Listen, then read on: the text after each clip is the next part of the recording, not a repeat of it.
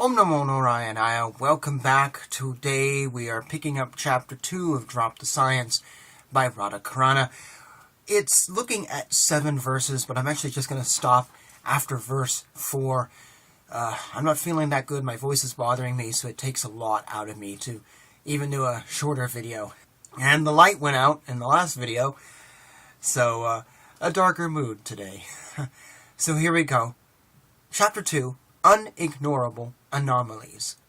Verse 1. Having established the medium by which the thesis, that being proofs of one's Vedic ideas, should be presented, we may progress using Shastra as our judge. Those who undergo an indoctrination program become invested. A person's consciousness thus moves along pre-constructed tracks, allowing prior teachings to become their basis for argumentation and proof. However, indoctrination into an impersonal science is not the way of the Parampara system in the Vaishnava tradition. An impersonalist-driven science, using sophisticated jargon, along with the backing of many truthful and meaningful life-altering inventions, can be used to baffle and mislead uneducated and faithless devotees. Thus, in relation to explaining the universe, scientific speculation and its machines and masters must never be trusted. With faith placed 100% in the teachings of the sages, I, the author of this work, present Vasudeva's version as it is. Hopefully, devotees who currently oppose Vasudeva's straightforward version will meet me on the same religious battlefield of Kurukshetra found in the pages of this book. Verse 2. The Lord placed the earth within his sight on the surface of the water and transferred to her his own energy in the form of the ability to float on the water. From Srimad Bhagavatam, Canto 3, Chapter 18, Verse 8.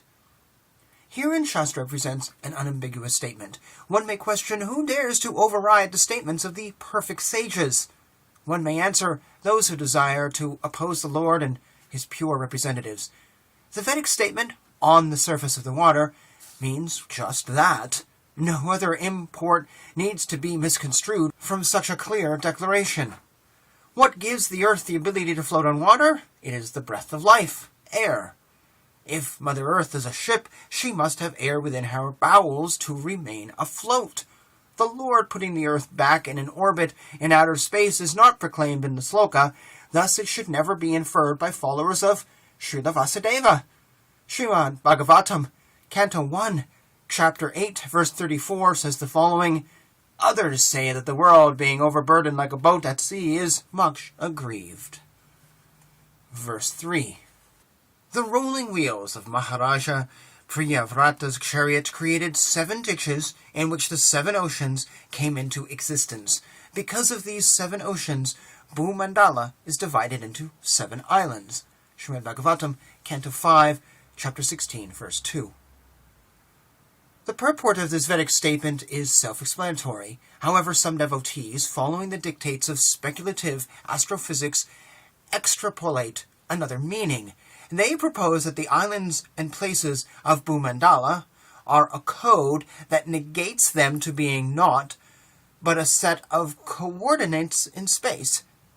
Now one may question what is the need for such an elaborate speculation when an easily discernible truth can be given as per the words of the great masters.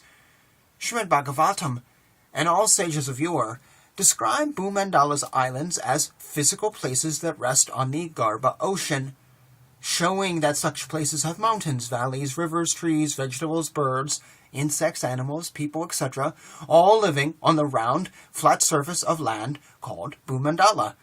According to the mandates of Srimad Bhagavatam, the planets in the sky are given as places above Earth, thus the two are clearly distinguished.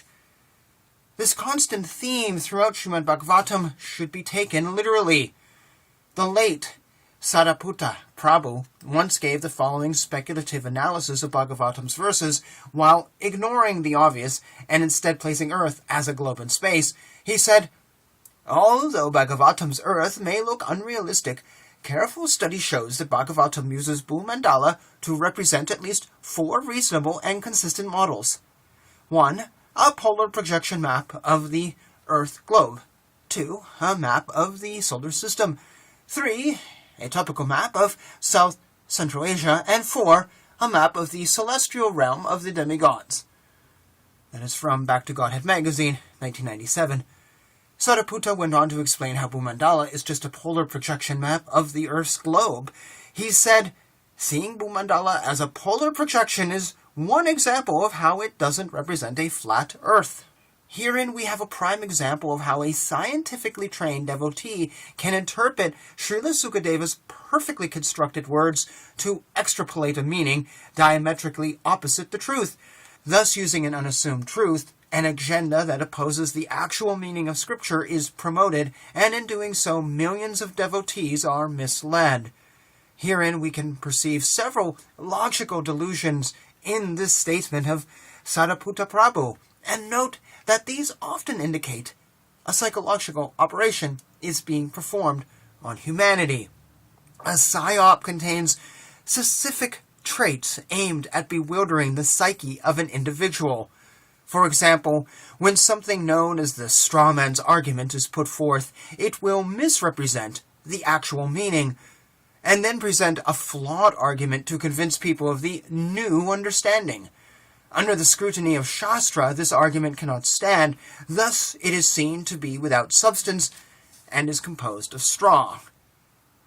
Often the strawman's arguments are followed by a belittling and bringing down of the truth. For example, the trusted academic may say, "We know the flat earth to be an outdated theory because it is naive, and thus sages would not present such. Therefore, to align ourselves with the modern scientific model is the only way forward." You have probably seen such statements said. Next, the psyop will implement the bandwagon theory, which suggests that because everyone thinks it's true, well, it must be true. We may then be led into a dilemma by being presented with only two options. Either you are with us or against us. At this point, the academic assumes the position of a specialist over the common folk and will use authority such as Rakshaya, such as Srila Prabhupada, to back up their claim. Here we must remember that Smriti is composed from Shruti and thus supports it. Thus the Shruti Shastra is the topmost form of knowledge, period. Lastly, we will see hasty generalizations from their presentations, while clearly going against the teachings of their master, Srila Veda Vasudeva. For example, we may hear the planets in the sky are globular, therefore Earth must be a globe. And to support their claim, they have the one and only highly scientific blue marble composite photo of the Earth globe taken from outer space, but put together in Photoshop. A last thing to note is that scientifically minded devotees cannot achieve their endpoint using direct readings of the verses, therefore their only recourse is to invent hidden dimensions that are not spoken of by the great sages, and cannot be checked by Shastra or scientific advancement. In other words, their hypothetical meandering is accepted as fact. Interpreting the verses, they go further into their psyop and distance themselves from Vasudeva's actual teachings. Thus, their ruse is shown to be nothing more than a carefully constructed scam. In truth, one does not need to have a large budget or be an academic to understand the sage's teachings. Rather, one simply needs absolute dedication to serving Vasudeva's intentions. Srila Chaitanya Mahaprabhu once said the following about the way a presentation should be made. Because you have placed the known subject at the end, and that which is unknown at the beginning, the composition is faulty, and the meaning of the words has become doubtful. Without first mentioning what is known, one should not introduce the unknown, for that which has no solid basis can never be established anywhere. From Adi Leela 15. The straw man's argument can never be established because what is known is that which is presented in Srila Vasudeva, that Bhumandala's islands float on water. Sariputta, on the other hand, offered 4 secondary meanings, without first offering what is known, that the islands float on water. In this book, and in my series called Vasudeva's Vedic Universe, especially Book 3, I show the true meaning of Sukadeva's words using a sabda that does not need the assistance of unprovable dimensions and mathematic interpretations. Next time you hear that the Earth is in its own dimension, or that we cannot see other places of Jamvudvipa or the planets mentioned in Bhagavatam because they are all in another dimension, even though still a part of Bhumandala, you should know that you are in a psyop, and that so-called leader is not to be trusted any longer, as he does not represent Srila Vasudeva. Indeed, such a person should be ousted. Herein, I will inform my reader that there are two dimensions called heaven and earth, but they are clarified in the Srimad Bhagavatam. The planets beginning of Mahaloka, in which the inhabitants live for a kalpa of Brahma and upwards, are etheric in nature and are quite distant from the places of Bhumandala, wherein people with humanoid forms live. And we're just going to pause there, and we'll pick up with verse 4 through 7 in the next video. I really liked what he said about how just because a lot of people believe something doesn't make it true. I'm reminded of my ex-girlfriend who passed away at age 33 with a huge alcohol problem. You know, like a couple bottles of wine a day and never eating and never taking care of herself. And she treated me like garbage. Had affairs, stole money, just burned through jobs. It was lied. Oh, God, it was insane. Well, according to her friends, who she had known far longer than me, I was a rapist who put her in the hospital and on the run from the police. I also was a thief. I stole her bass guitar and was telling people I played. According to every single one of her friends, I was a horrible, horrible person with a drinking problem. So much so that when I found out about her memorial service, but 2 days before, I thought about it and realized if I went, they'd probably call the cops on me and kick me out. The truth is, anyone who's seen these videos knows that I actually do play bass. She used to sit with my bass and say, "Oh, this is mine," and he stole it. She had a massive drinking problem. I don't believe alcoholism is a disease, matter of fact.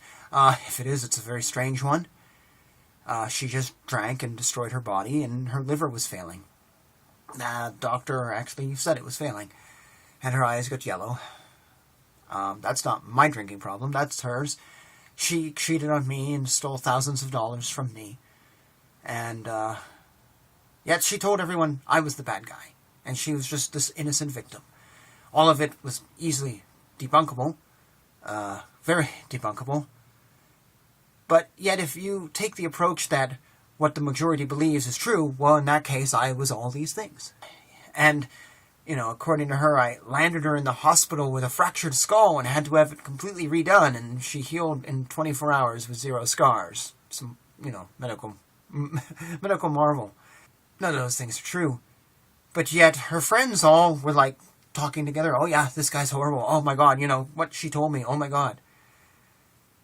Whenever I hear these things of mass, you know, belief systems, I always go, yeah, no, been there. Been on the receiving end of it.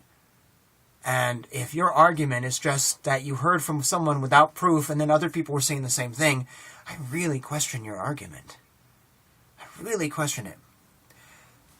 Let me put it another way. Did you know when you die, you become a god of a planet? That is a fact believed by tons of Mormons. Therefore, it must be true. There's no reason to doubt it. It must be true. Tons of Mormons believe it. Now, I think my viewers are probably going, yeah, well, okay. No.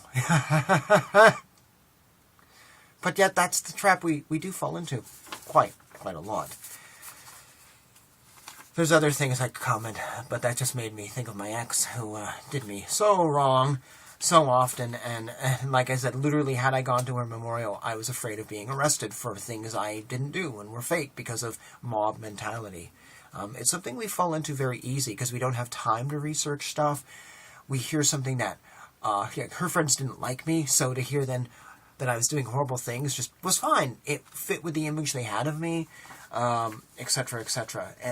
And this is just, you know, it's kind of a fact of human nature. But mob mentality is, well, that's how you burn witches in the Middle Ages. Oh, well, I heard she was a witch. I heard she was a witch. Well, tons of people saying she was a witch doesn't mean she was a witch. So, it's a very dangerous thing, and it's something we fall into. And I just thought of that while reading. So with that, I need to give my voice a momentary break. So we'll pick up the rest of Chapter 2 in the next video. Thank you so much for joining me in this. Jai Shri Krishna.